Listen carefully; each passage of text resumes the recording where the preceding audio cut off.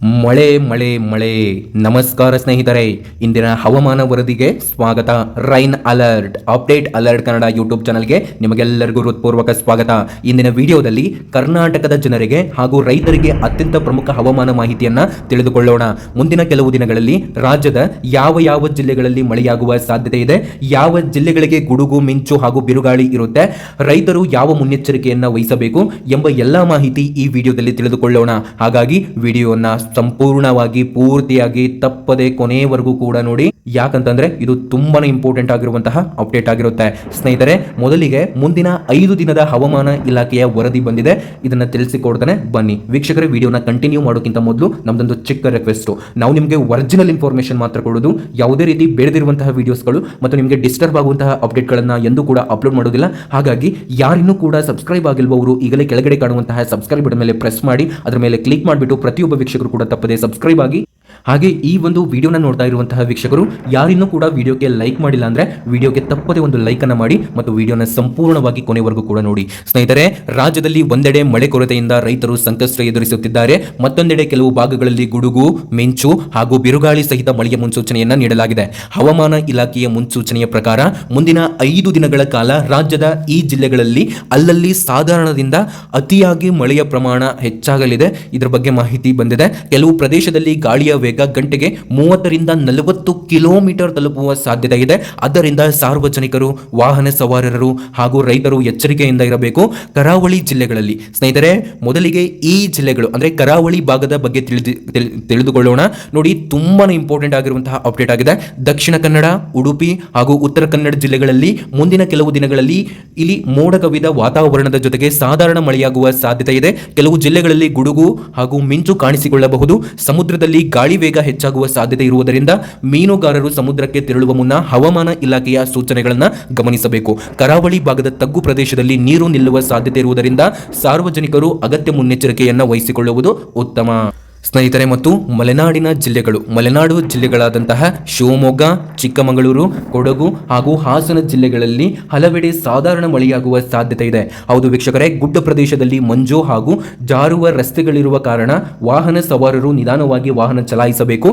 Coffee, ಮೆಣಸು ಹಾಗೂ ಅಡಿಕೆ ಬೆಳೆ ಬೆಳೆಯುವ ರೈತರು ನೀರು ನಿಲ್ಲದಂತೆ ಜಮೀನಿನಲ್ಲಿ ವ್ಯವಸ್ಥೆ ಮಾಡಿಕೊಳ್ಳುವುದು ಉತ್ತಮ ಅಂತ ಹವಾಮಾನ ಇಲಾಖೆ ವರದಿ ನೀಡಿದೆ. ಮತ್ತು ಉತ್ತರ ಕರ್ನಾಟಕದ ಜಿಲ್ಲೆಗಳಾದಂಥ ಸ್ನೇಹಿತರೆ, ಈಗ ಉತ್ತರ ಕರ್ನಾಟಕದ ಬಗ್ಗೆ ನೋಡೋಣ. ಬೆಳಗಾವಿ, ಧಾರವಾಡ, ಹಾವೇರಿ, ಗದಗ್, ವಿಜಯಪುರ, ಬಾಗಲಕೋಟೆ, ಕೊಪ್ಪಳ, ರಾಯಚೂರು, ಯಾದಗಿರಿ, ಬೀದರ್ ಹಾಗೂ ಕಲಬುರಗಿ ಜಿಲ್ಲೆಗಳಲ್ಲಿ ಅಲ್ಲಲ್ಲಿ ತುಂತುರು ಅಥವಾ ಸಾಧಾರಣ ಮಳೆಯಾಗುವಂತಹ ಸಾಧ್ಯತೆ ಇದೆ. ಸ್ನೇಹಿತರೆ, ಕೆಲವು ಪ್ರದೇಶಗಳಲ್ಲಿ ಬಿರುಗಾಳಿ ಹಾಗೂ ಗುಡುಗು ಮಿಂಚು ಕಾಣಿಸಿಕೊಳ್ಳುವಂತಹ ಸಾಧ್ಯತೆ ಇದೆ. ಈ ವರ್ಷ ಮಳೆ ವಿಳಂಬವಾದ ಕಾರಣ ಅನೇಕ ರೈತರು ಇನ್ನೂ ಬಿತ್ತನೆಗಾಗಿನೇ ಕಾಯುತ್ತಿದ್ದಾರೆ. ಹಾಗಾಗಿ ಮಳೆ ಆರಂಭವಾದ ಕೂಡಲೇ ಕೃಷಿ ಚಟುವಟಿಕೆಗಳನ್ನು ವೇಗಗೊಳಿಸಲು ಕೃಷಿ ಇಲಾಖೆ ಕೂಡ ಸಲಹೆಯನ್ನು ನಿಮಗೆ ನೀಡಿದೆ. ಸ್ನೇಹಿತರೆ, ದಯವಿಟ್ಟು ಈ ಒಂದು ವಿಡಿಯೋನ ಯಾರಾದರೂ ನಿಮಗೆ ರೈತರು ಗೊತ್ತಿದ್ರೆ ಅವ್ರಿಗೂ ಕೂಡ ಶೇರ್ ಮಾಡಿ, ಅವ್ರಿಗೆ ಹೇಳಿ ಸ್ವಲ್ಪ ಮಳೆ ಆದ ತಕ್ಷಣ ಬಿತ್ತಲಿಕ್ಕೆ ಸ್ಟಾರ್ಟ್ ಮಾಡಿ ಅಂತ. ಯಾಕಂತಂದ್ರೆ ಕೃಷಿ ಇಲಾಖೆ ಈ ಒಂದು ಚಿಕ್ಕ ಸಲಹೆಯನ್ನು ಕೊಟ್ಟಿದೆ ಮತ್ತು ನೋಡಿಕೊಂಡು ಬಿತ್ತನೆ ಮಾಡಿ ಅಂತ ಹೇಳೋದು ನನ್ನ ಒಂದು ಸಲಹೆ. ಮತ್ತು ದಕ್ಷಿಣ ಒಳನಾಡು ಜಿಲ್ಲೆಗಳಾದಂಥ ನೋಡಿ, ದಕ್ಷಿಣ ಒಳನಾಡು ಜಿಲ್ಲೆಗಳಾದ ಬೆಂಗಳೂರು ನಗರ, ಬೆಂಗಳೂರು ಗ್ರಾಮಾಂತರ, ರಾಮನಗರ, ತುಮಕೂರು, ಕೋಲಾರ, ಚಿಕ್ಕಬಳ್ಳಾಪುರ, ಮಂಡ್ಯ, ಮೈಸೂರು, ಚಾಮರಾಜನಗರ, ಚಿತ್ರದುರ್ಗ ಹಾಗೂ ದಾವಣಗೆರೆ ಜಿಲ್ಲೆಗಳಲ್ಲಿ ಮೋಡ ಕವಿದ ವಾತಾವರಣದ ಜೊತೆಗೆ ಕೆಲವೆಡೆ ಸಾಧಾರಣ ಮಳೆಯಾಗುವಂತಹ ಸಾಧ್ಯತೆ ಹೆಚ್ಚಾಗಿದೆ. ಬೆಂಗಳೂರು ನಗರದಲ್ಲಿ ಸಂಜೆ ಅಥವಾ ರಾತ್ರಿ ವೇಳೆಯಲ್ಲಿ ಗುಡುಗು ಸಹಿತ ಮಳೆಯಾಗುವ ಸಾಧ್ಯತೆ ತಳ್ಳಿ ಹಾಕಲು ಸಾಧ್ಯವಿಲ್ಲ. ಅದರಿಂದ ಕಚೇರಿಯಿಂದ ಅಥವಾ ಕಂಪನಿಯ ಆಫೀಸ್ಗೆ, ಮನೆಗೆ ತೆರಳುವವರು ಹಾಗೂ ವಾಹನ ಸವಾರರು ಮುನ್ನೆಚ್ಚರಿಕೆಯನ್ನು ವಹಿಸಬೇಕು. ದಯವಿಟ್ಟು ಈ ಒಂದು ವಿಡಿಯೋನ ಯಾರಾದರೂ ನಿಮ್ಮ ಸ್ನೇಹಿತರು ಬೆಂಗಳೂರಿನಲ್ಲಿ ಇರ್ತಾರೆ ಅಂದರೆ ಅವರಿಗೆ ತಕ್ಷಣ ಶೇರ್ ಮಾಡಿ. ಮತ್ತು ಇಲ್ಲಿ ಪ್ರಮುಖವಾದಂತಹ ಮುಖ್ಯ ಮಾಹಿತಿಯನ್ನು ಕೊಡಲಾಗಿದೆ. ಯಾರಿಗೆ? ಸಾರ್ವಜನಿಕರಿಗೆ. ನೋಡಿ, ಮುಂದಿನ ಕೆಲವು ದಿನಗಳಲ್ಲಿ ಕೆಲವು ಪ್ರದೇಶದಲ್ಲಿ ಬಿರುಗಾಳಿ ಬೀಸುವ ಸಾಧ್ಯತೆ ಇರುವುದರಿಂದ ಮರಗಳ ಕೆಳಗೆ ವಾಹನ ನಿಲ್ಲಿಸಬೇಡಿ.